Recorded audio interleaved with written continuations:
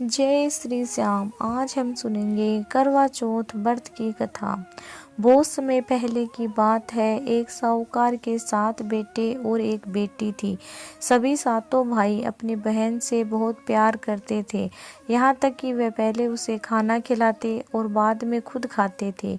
एक बार उनकी बहन ससुराल से मायके आई हुई थी। शाम को भाई जब अपना व्यापार व्यवसाय बंद करके घर आए तो देखा उनकी बहन बहुत व्याकुल थी। सभी भाई खाना खाने बैठे और अपनी बहन से भी खाने का आग्रह करने लगे, लेकिन बहन ने बताया कि उसका आज करवा चौथ का व्रत है और वह खाना सिर्फ चंद्रमा को देखकर उसे अर्घ देकर ही खा सकती है। चंद्रमा अभी तक नहीं निकला है, इसलिए वह भूख प्यास से व्याकुल हो उठी। सबसे छोटे भाई को अपनी बहन की हालत देखी नहीं जाती और वह दूर पीपल के पेड़ पर एक दीपक जलाकर चन्नी की ओट में रख देता है। दूर से देखने पर वह ऐसा प्रतीत होता है जैसे चतुर्थी का चांद उदित हो रहा हो। इसके बाद भाई अपनी बहन को बताता है कि चांद निकल आया, तुम उसे अर्घ देने के बाद भोजन कर सकती हो। बहन खुशी के मारे सीढ़ियां चढ़कर चांद को देखती है, उसे अर्घ देकर खाना खाने बैठ जाती है।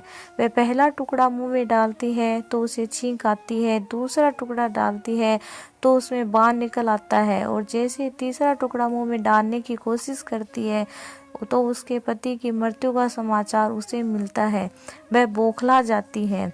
उसकी भाभी उसे सच्चाई से अवगत कराती है कि उसके साथ ऐसा क्यों हुआ। करवा चौथ का व्रत गलत तरीके से टूटने के कारण देवता उससे नाराज हो गए और उन्होंने ऐसा किया।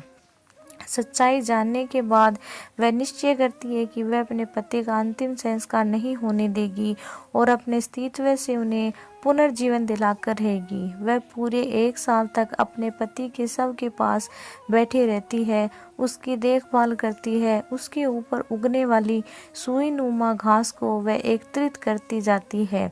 1 साल बाद फिर करवा चौथ का दिन आता है। उसकी सभी भाभियां करवा चौथ का व्रत रखती है।